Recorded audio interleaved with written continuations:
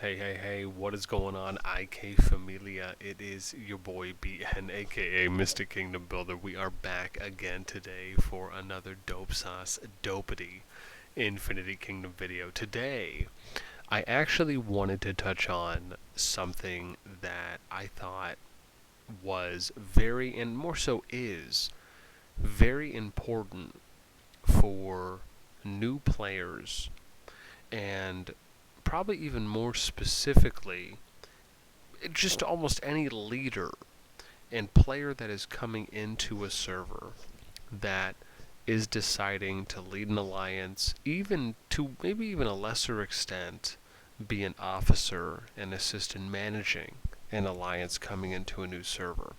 And I'm going to show you an example of something that one player in particular, right, just as this reference point, had felt coming in to where we are in our group in server 79. And then I'm going to tie this into how there are multiple approaches to how one should come in prepared to these types of games, so you can have realistic expectations on what you can get out of a server, what you can't get out of a server, how you can come in prepared versus unprepared. And before we do get there, as always, make sure you guys sub, like, ring the notification bell, and always you can join our Discord if you want to be a part of our conversation. Now, what I want to touch on real quick is a post here from a smaller alliance within our server, right? This is the lead of the alliance. And Legman here said that he said that being a leader is something that I enjoy a lot in any game. I came here with my friend, right? Ideally, just assuming based on this, that's one person, so they'd be two, on day one, who has since gotten bored and quit, hoping to try and build something from the ground up, and was disappointed to see a large group jump over and claim the server as their own. Any aims we had were nullified from that moment, as we knew we wouldn't be able to really earn anything we wanted. Now, even when we were in the power bracket for city eligibility, it just didn't feel validating because it hadn't been earned through our own means. So I want to break this down because I think this is a fantastic point of view that many players, specifically, who are leading alliances, and then, as we said, extending that to the management, and let's just say some of the non-management players who probably just pay attention to these things, but very specifically the leaders of anyone who creates an alliance in any server, right, especially a new server, is that in these types of games, right, when you look at just general limited resources, right, you have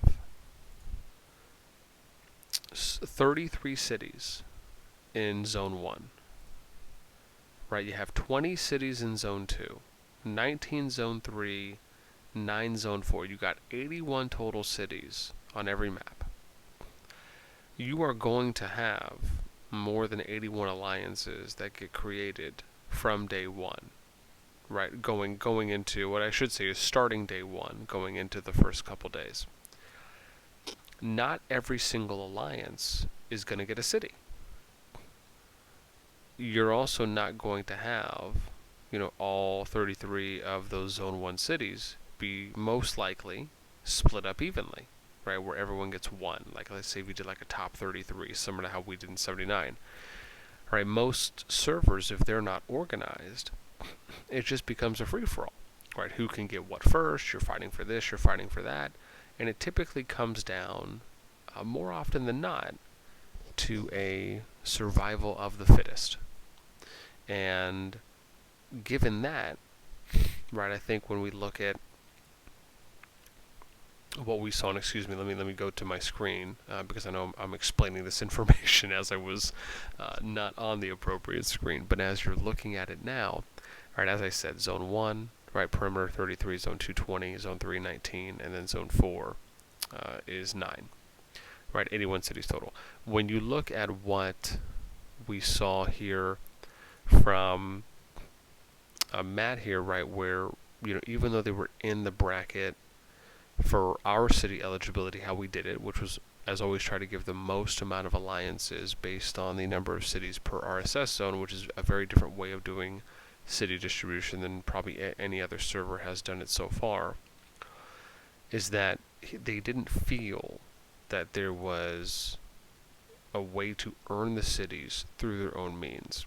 And a reason for this is because we had, when our group came in, we designated how we were going to do city distribution to make sure that all of the top 33 alliances, when it came to RSS Zone 1 cities that were active, had an opportunity to get these cities.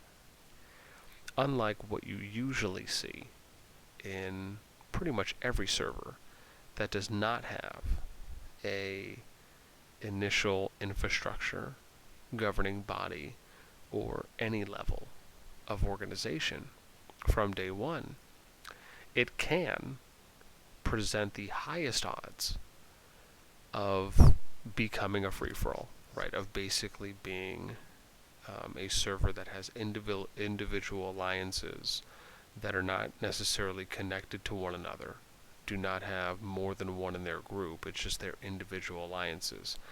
And unless you take the time to reach out to alliances and to communicate with them and figure out, what everyone wants to do, you're basically going to be scrambling, right? If there's no communication, all these individual alliances are acting independently of each other, right? They're going to try and capture cities. And if you have two or more alliances that are trying to position for the same city, right, maybe they'll attack each other. Maybe they'll attack each other before. Maybe they'll attack each other after. Maybe they'll attack each other while someone's trying to siege a city. Right? When you don't communicate, that's kind of where you get down to the most simplistic version of these types of games, which is kind of what you would categorize it. I would, based on this more purely, as a war game. But because these games allow us the opportunity to communicate, right, we have that benefit there, where opportunities can be created. Now, when we look at, I think, the situation of you having players, new players, come into the game, and they're looking to create an alliance in the hopes of trying to go far, the realistic expectation here is that not everyone is going to be able to go far, right? You are, as a leader, you are responsible for essentially doing everything until you develop an officer team to help you manage the alliance, right? That means you're recruiting, you're writing alliance mails, you're setting markers, you're writing your notice board and your declaration, you're creating group chats, you're hopefully taking time to provide a custom welcome message to new players that are joining. You're helping answer new player questions. You're setting up group chats. You're providing more general direction. Right? These are things, right? You're doing diplomacy with other alliances.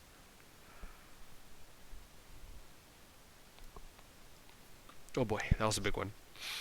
You're doing all of these things as a lead. And when it comes to activity within an alliance, you are, as we said, one of your hats that you wear is a recruiter. Your job is to constantly be recruiting players to your alliance. And that is probably the biggest factor for being able to either maintain and or retain a high position on the leaderboards, so you can be included, right, and or your group can be included, either in those conversations or in the bracket or tier right? And this is all dependent on how every server is set up. But general rule of thumb is that if you are a higher ranked alliance, there's a good chance you're probably going to be able to get some cities, right? It kind of goes hand in hand. And bearing in mind, this does vary, right? If you happen to just be playing and you get into a server that turns into a war server, probably a little unfortunate. Maybe you're in a server that has some rogue whales, and they're just causing and wreaking havoc. Maybe you're in a server that has some whales, but it's not that bad. It's still playable. Maybe you get into a server that's a little more unified, where you don't really have to worry about whales, but then it just becomes other challenges.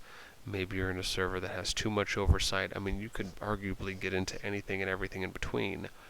And I think that's why it's really important to understand that not every server is going to play out the same way. But there are many common denominators and consistent trends that happen with every server. And I think when you look at someone like a Legman in this scenario, right, where he's a leader, he felt like his alliance couldn't get far. Didn't feel as though some of the players there that they could kind of go and get these things by their own means. I think the other way I like to look at it is that, if you're not in a unified server and you end up going up against alliances that are just stronger than yours, and they'll just attack anyone and everyone, or they'll attack a city, or they want the best cities, you'd arguably be in a far worse position than you would be in a server, for example, like ours. And this is just generally speaking for anyone, right, where you're actually being given an opportunity to capture cities and go through that same exact process. The difference is that you don't have to worry about getting hit, losing prosperity, losing resources, having that affect members in your alliance in whatever way it may be. And so I think that is some of the pros, in addition with recognizing the cons of not kind of being able to be in what you would consider that heat of battle. And I think that's just one of those things where, this is how our server does it versus how other servers do it. I don't necessarily think it's, a good or a bad way. I think there are pros and cons to how servers develop in their own right. But I think one of the best things that I do like, and I think most of us can agree with, is that, right, if you're just starting out, I think the number one benefit for new players is to be able to develop their account at 100% rate. Right? If you're someone new, you don't just want to get thrown into the fire. I have never seen or heard of someone who just started playing Kingdom Builders that's never played them before that enjoys being constantly attacked, from day one. I think that is a turnoff for anyone who's just starting out and playing these games. I think almost every player can agree, right, no matter how long you may feel it, players enjoy being able to progress their accounts because it allows for them to learn everything. You can click on everything, you can read everything, you can participate arguably in every event, if you will. And by being able to progress your account, you feel a sense of accomplishment as you keep powering up, as you keep passing certain challenges or certain events. This provides you a sense of fulfillment. And I even myself, as an example, when I started out playing my very first Kingdom Builder, my initial thought was, no, I'm not going to go and attack anyone, right? I'm going to learn the game. I'm going to read everything. I'm going to click everything. I'm going to try and min-max my account to the best of my ability. And all while I'm doing that, I'll ask questions. I'll learn more about what the game has to offer, more about PvP and how that plays a role, and how can I contribute? How can I be used effectively? So I think those are very important distinctions when you're looking at the difference between what your expectations are versus reality. And it's difficult, I think, for any new player, right, or anyone who doesn't have as much knowledge or experience when it comes to leading an alliance, or how do certain things trend and play out in servers and kingdoms. If you haven't played long enough, if you haven't played multiple servers or kingdoms, if you haven't played in multiple servers and kingdoms for a decent amount of time, 6 to 12 months, and or at least just long enough to where you can see these trends happening, so you have these realistic expectations when it comes into playing a new game or going to a new server or kingdom. With that being said, again, I want to pass the question off to you guys, and I would love to hear from you.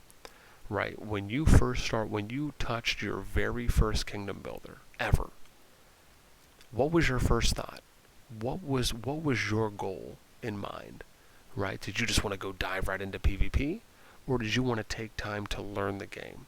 Right, so I'd love to hear what your thoughts were. What was your game plan when you played your very first kingdom builder? And let me know why you thought that as well when you first stepped into it. So leave me a message in those comments down below. That is it for me on kind of our short, quieter conversation here on the weekend. I hope, as always, everyone enjoys. Until next time, I'm out. We'll catch y'all later.